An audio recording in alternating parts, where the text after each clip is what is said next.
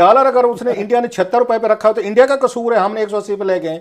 आपका dollar week है, अगर इंडिया ने स्ट्रांग रखा हुआ है, ये पता क्या करते हैं, डॉलर को उसको 3-4 गुना जरब दे के कहते हैं इंडिया का अगर हो ना 180 पे डॉलर तो उसको ये पेट्रोल पड़ेगा, ये हमें फिक्र बताए जाते हैं इंटरेस्टिंगली, और आवाम बड़ी बई करती है, बड़ी खुश होती है। ये भी भारत की साजिश है, लास्टली साजिश है कि उसने अपना डॉलर जो है ना 75-76 पे रख के जी पाकिस्तान का डॉलर जो है ना 180 पे ले गया। अगर हमने IMF की कंडीशन पूरी नहीं की तो सऊदी अरब 72 घंटे पैसे वापस ले लेगा। तो सऊदी अरब ने अपने पैसे वापस मांगे तो पैसे हमारे पास तो है नहीं, तो फिर मेरे ख्याल से ये जो एशियन डेवलपमेंट बैंक का कर्जा है ये हम सऊदी अरब को दे देंगे। और यानी ये कैसे करेंगे हम, क्योंकि उन्हें पता कि दिल्ली जाने से शायद कुछ मिल जाए, पाकिस्तान जाने से देना पड़ना है कुछ, और लेने और देने में बड़ा फर्क होता है। टर्की ने ड्रोन्स दिए हैं इंडिया को, तो जाहिर इंडिया उसे पेमेंट कर रहा है। अगर वही टर्की हमें ऑफर करे कि जी ठीक है 100 ना सही आप 10 खरीद लीजिए, तो क्या हमारे पास पैसे हैं देने के लिए? हम तो इधर उधर से मांगते फिर रहे हैं।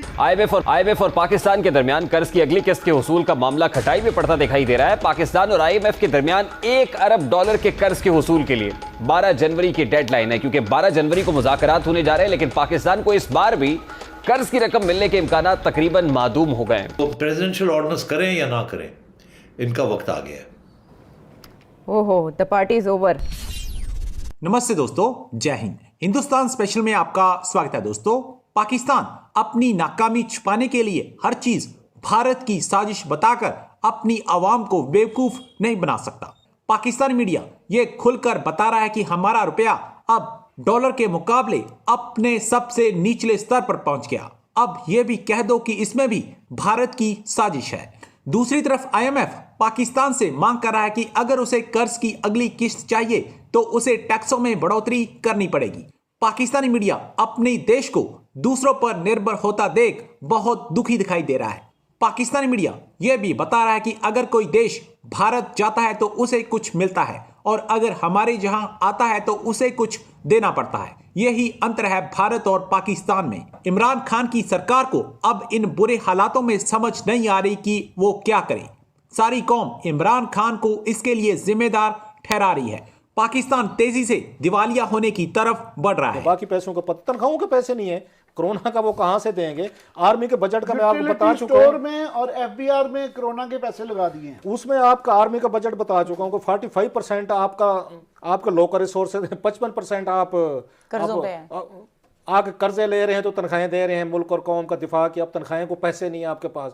दूसरी तरफ खान साहब से सुने तो वो तो कहते हैं जनाब दुनिया का सस्ता तरीन मुल्क है। साथ में एक आर्गुमेंट जो है कि इंडिया में और बांग्लादेश के फिगर ले आते हैं, भाई वहां 4% 5% जो महंगाई है, आपके 11.5% महंगाई है। तो उनका डॉलर अगर उसने इंडिया ने 76 रुपए पे रखा हो तो इंडिया का कसूर है, हमने 180 पे ले गए। आपका डॉलर वीक है, अगर इंडिया ने स्ट्रांग रखा हुआ है, ये पता क्या करते हैं, डॉलर को उसको 3-4 गुना जरब दे के कहते हैं इंडिया का अगर हो ना 180 पे डॉलर तो उसको ये पेट्रोल पड़ेगा, ये हमें फिक्र बताए जाते हैं इंटरेस्टिंगली, और आवाम बड़ी बई करती है, बड़ी खुश होती है। ये भी भारत की साजिश है, लास्टली साजिश है कि उसने अपना डॉलर जो है ना 75-76 पे रख के जी पाकिस्तान का डॉलर जो है ना 180 पे ले गया एक तरफ, लेकिन ट्रांसपेरेंसी की जब बात आती है तो वहां तो डिलीवर करने की जरूरत है। मैं यहाँ पर सिर्फ ये सोच रहा हूँ कि एशियन डेवलपमेंट बैंक ने हमें इसलिए दिया है कि हमें IMF से पैसा मिल जाएगा, और IMF से पैसा जब मिल जाएगा तो इसलिए तो उसके लिए हमने सऊदी अरब से पैसे लिए हुए हैं। तो अगर हमने IMF की कंडीशन पूरी नहीं की तो सऊदी अरब 72 घंटे पैसे वापस ले लेगा। तो सऊदी अरब ने अपने पैसे वापस मांगे तो पैसे हमारे पास तो है नहीं, तो फिर मेरे ख्याल से ये जो एशियन डेवलपमेंट बैंक का कर्जा है ये हम सऊदी अरब को दे देंगे। और यानी ये कैसे करेंगे हम, यहाँ पे कोई गड़बड़ है, ठीक है ना, ये हम उनको दे देंगे एशियन डेवलपमेंट बैंक से, कहेंगे भाई हम हमारे मतलब कुछ, क्योंकि असल तो उधर से पैसे आने थे ना, उधर के पैसे अभी आ नहीं पा रहे IMF से, और सऊदी अरब से भी ले लिए हमने, इधर से भी दिखा के ले लिए, उधर अटक गए। उनकी सिर्फ एक कंडीशन पूरी हुई है, और ये कि शौकत अली सब सेनेटर बन गए, अल्लाह ताला उन्हें मुबारक करे। तो ये जो मसला है ये गड़बड़ घोटाला है, ये कैसे होगा अब? और इसमें 17% अगर आप लगाते हैं तो वो जिन चीज़ों पे लगनी है, तो वो गैस तो आ नहीं रही, और बिजली और ये चीज़ें और वो चीज़ें, और उसमें एकदम से महंगाई कहाँ जाएगी? तो वो जो है वो खान साहब ने यकीनन रोका है अभी। लेकिन मसला ये है कि इसके ऊपर मज़ीद, जैसे देखें मैं कल भी कह रहा था ना, out of the box Khan साहब फैसला करें कि मैंने नहीं जाना IMF के पास। जो मर्जी हो जाए, मैंने नहीं जाना। आईएमएफ और पाकिस्तान के दरमियान कर्ज की अगली किस्त के वसूल का मामला खटाई में पड़ता दिखाई दे रहा है। पाकिस्तान और आईएमएफ के दरमियान $1 अरब के कर्ज के वसूल के लिए 12 जनवरी की डेडलाइन है, क्योंकि 12 जनवरी को मुज़ाकरात होने जा रहे हैं, लेकिन पाकिस्तान को इस बार भी कर्ज की रकम मिलने के इम्कान तकरीबन मादूम हो गए हैं। आईएमएफ बोर्ड मीटिंग से 2 हफ्ते कबल पाकिस्तान को फाइनेंस ज़िमनी बिल और स्टेट बैंक तरमीमी बिल मंजूर कराना था। इंतखाबात में शिकस्त के बाद हुकूमत ने आलमी मालियाती इदारे यानी आईएमएफ से $1 अरब कर्ज की किस्त हासिल करने के लिए फाइनेंस बिल पेश करने का फैसला मुअख्खर कर दिया है। वफाकी काबीना ने बल्दियाती इंतखाबात में शिकस्त और कौमी सलामती पर पड़ने वाले असरात के तनाजुर में मिनी बजट और मुतनाज़ स्टेट बैंक खुदमुख्तारी बिल की मंजूरी रोक दी है। आईएमएफ की शराइत पर 360 अरब से जायद का मिनी बजट बड़ा चैलेंज है और हुकूमत ने एक बार फिर आईएमएफ से मुज़ाकरात का फैसला किया है।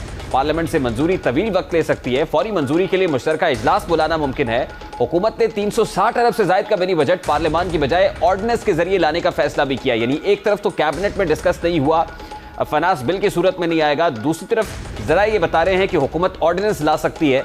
जहां मिनी बजट और स्टेट बैंक की खुदमुख्तारी के लिए ऑर्डिनेंस का सहारा लिया जा रहा है, वहीं हुकूमत वक्ती खतरात से निपटने के लिए कमर्शियल बैंक से कर्ज लेने की कोशिश भी कर रही है।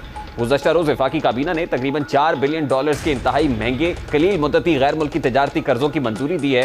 यानी उसका पैरेलल जो है वो कमर्शियल लोन्स, कमर्शियल बैंक से रकम है, लेकिन ये रकम किन शराइत पर ली जाएगी, जाहिर है ये भी बहुत मुश्किल हो जाएगा और फिर उसको उतारना उससे भी बड़ा चैलेंज होगा। पाकिस्तान तहरीक इंसाफ हुकूमत स्टेट बैंक ऑफ पाकिस्तान को आईएमएफ की शर्त पर खुदमुख्तारी देने के लिए तैयारियों में मसरूफ है, लेकिन कौमी सलामती के इदारे इस बिल पर अपने तहफ़्फ़ुज़ात का इजहार भी कर रहे हैं। किसी भी मरकजी बैंक के लिए सबसे अहम मकसद महंगाई के वाज़े हदफ के जरिए कीमतों में इस्तेहकाम है, लेकिन ये एसबीपी तरमीमी बिल इन मकासद को हज़फ कर दिया है। पाकिस्तान की ख्वाहिश थी कि उसे मरकजी बैंक से कर्ज लेने की इजाज़त दी जाए, मगर आईएमएफ ने पाकिस्तान की दरख्वास्त को मुस्तरद कर दिया और स्टेट बैंक के बाबानी एहतसाब पर भी इत्तफाक नहीं किया। मरकजी बैंक से कर्ज लेने पर पाबंदी ने हुकूमत को कमर्शियल बैंकों के रहमो करम पर छोड़ दिया है, जिन्होंने हालिया हफ्तों में शरह सूद का मुतालबा किया है, जो अहम पॉलिसी की शरह से काफ़ी ज़्यादा है।